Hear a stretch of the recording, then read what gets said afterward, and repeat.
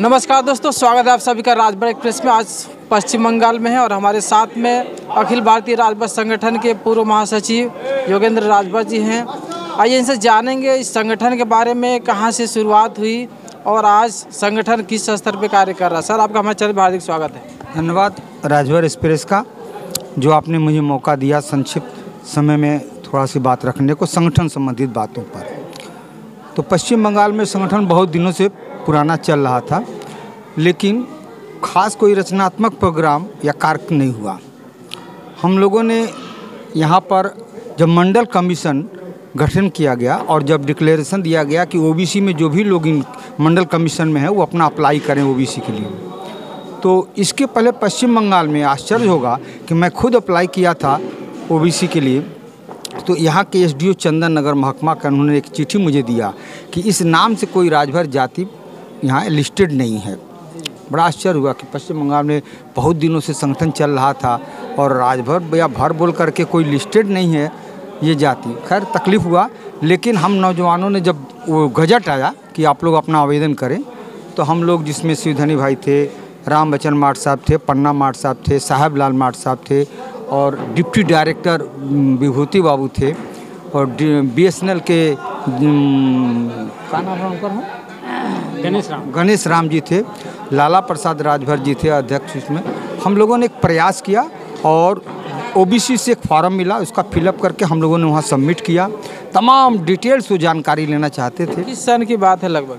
ये प्राय कितना हुई, 15-20 वर्ष पहले की बात बतला रहे हैं।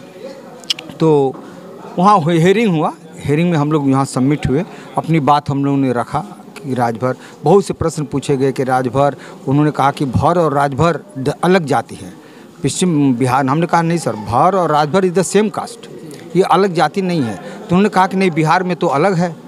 तो मैंने कहा कि मध्य प्रदेश में भी हम लोग हैं, गुजरात में भी हम लोग लिस्टेड हैं, तो और बिहार में यदि अलग कर दिया गया तो प्रशासनिक या हम लोग की कमजोरी थी हमारे समाज की। लेकिन शासनिक कमजोरी बोले तो ये तो गवर्नमेंट के तरफ से वो अप्लाई किया गया ना, जाति तो एक ही है। हाँ, नहीं कहने मतलब जाति एक ही है, लेकिन वहाँ के जो पैरवीकार थे लोग, उनको कहना चाहिए। जैसे यहाँ बंगाल में हमसे पूछे कि यदि भर को राजभर दिया जाए तो क्या राजभर वंचित हो जाएंगे? हम लोग नहीं सर, आप भर को रिजर्वेशन दिएगा तो राजभर वंचित नहीं होंगे। क्यों कि राजभर और भर इज द सेम कास्ट है सर।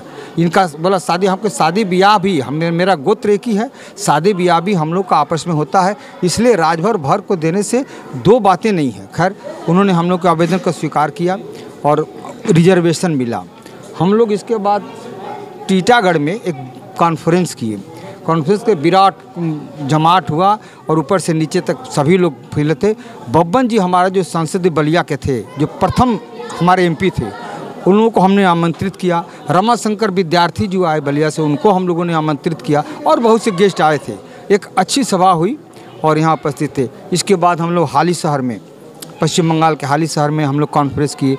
उसमें सुखदेव राजभर जी आए, हमारे विधानसभा अध्यक्ष थे उस समय उत्तर प्रदेश के। रामचल राजभर जी आए जो परिवहन मंत्री थे, और बहुत से हमारे एमएलए विधायक लोग आए और कॉन्फ्रेंस बहुत सफल हुआ।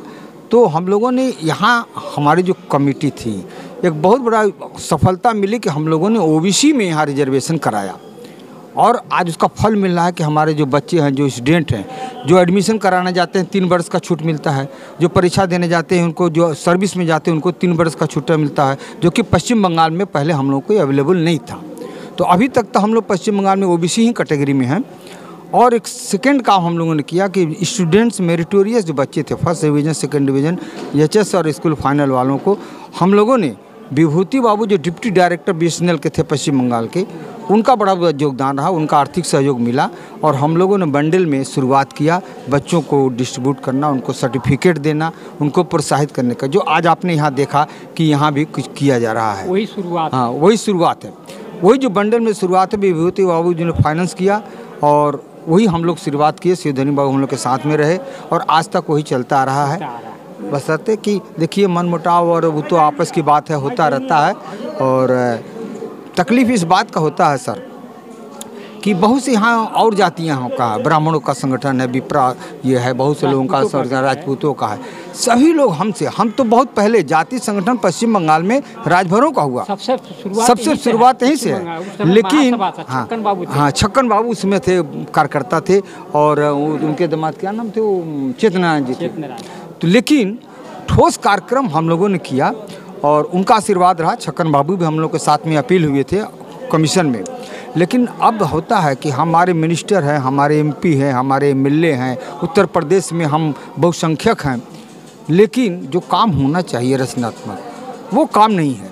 सिर्फ मीटिंग करना, भीड़ जुटाना, बिरादरी को बुला करके टिकट लेना, बस यही राजनीति हो रहा और कुछ नहीं है।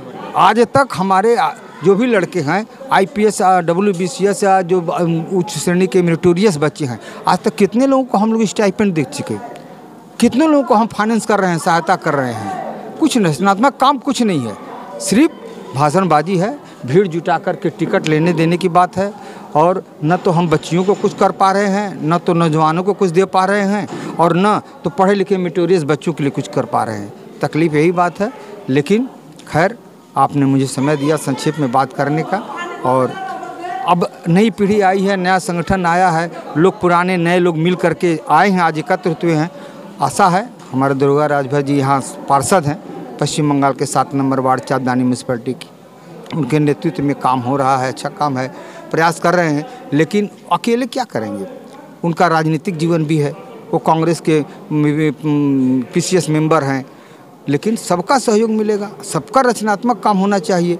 युवा पीढ़ी को जब तक आगे नहीं लाया जाएगा सर, अब तो पुराने लोग हम लोग रिटायर हो चुके हैं। जैसा कि सर ने अभी बोला कि अभी आजकल की जो लड़कियां हैं उनको लोग दबाव में रखते हैं कि भाई साइकिल मत चलाओ, बाहर मत जाओ, ये काम मत करो, वो मत करो, तो उनको छूट देने की ज़रूरत है और उनके मनोबल को आगे बढ़ाना चाहिए। तो सर क्या कहेंगे आप?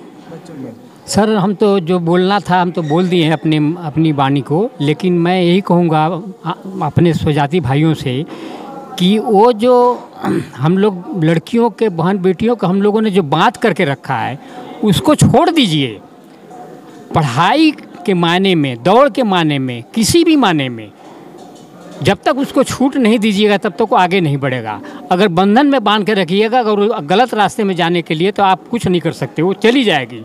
इसलिए हम कहेंगे समाज से कि आप लोग जितना भी बच्चियों को आपने छूट दीजिएगा उतना वो आगे बढ़ेंगे। मेरा प्रमाण है कि आज लखनऊ में स्पोर्ट्स में जो एक DLW का जो दौड़ में फर्स्ट आई है, क्या नाम है? नाम उसका हमको पता, मैंने नहीं लिखे हैं, लेकिन आज फर्स्ट आई है लखनऊ की दौड़ में, DLW से गई है वो राजभर समाज की है। बड़ी खुशी होता है देख सुन करके। तो आज जो है सबसे ज़्यादा दबाव और सबसे ज़्यादा बंधन अपने समाज से है। यही समाज उल्हना देता है परिवार को कि आपकी लड़कियां जो है साइकिल लेकर के घूमती है, ये एक गलत चीज़ है, ऐसा उल्हना नहीं मिलना चाहिए। वो एक कहना चाहिए कि छूट दीजिए ताकि वो खुले दिल से अपने मनपसंद। आज देखिए बड़े बड़े लोग जो हैं, आज हम लोग जो है दूसरे को देख करके हम अनुसरण करते हैं, सब चीज़ तो अनुसरण करते हैं लेकिन शिक्षा में अनुसरण नहीं करते हैं। बड़े लोग यहाँ तक पैंट पहनती है बच्चियाँ, लेकिन वो उसका अनुसरण कर लेते हैं, लेकिन शिक्षा में हम नहीं करते हैं। आज कितने लोग हैं हमारे समाज में कि घर द्वार बेच दिए बच्चों के पढ़ाई के लिए, एक भी नमूना नहीं है। ये मैं गारंटी के साथ बोलता हूँ, चैलेंज देता हूँ कि अगर ऐसा कोई प्रमाण है तो कोई दिखाए। ऐसा कुछ नहीं है। हाँ, प्रमाण ये है कि समाज को दारू पी करके हमने अपना घर द्वार बेच दिया, लेकिन अपने बेटी बहनों को पढ़ाने के लिए आज तक कोई घर द्वार नहीं बेचा। ये मेरा चैलेंज है। चलिए, धन्यवाद। सर का यही कहना है कि आप सभी शिक्षा पे फोकस करें और शिक्षित होकर के आगे बढ़ें। इसके साथ मिलते फिर अगले वीडियो में। जय हिंद, जय भारत।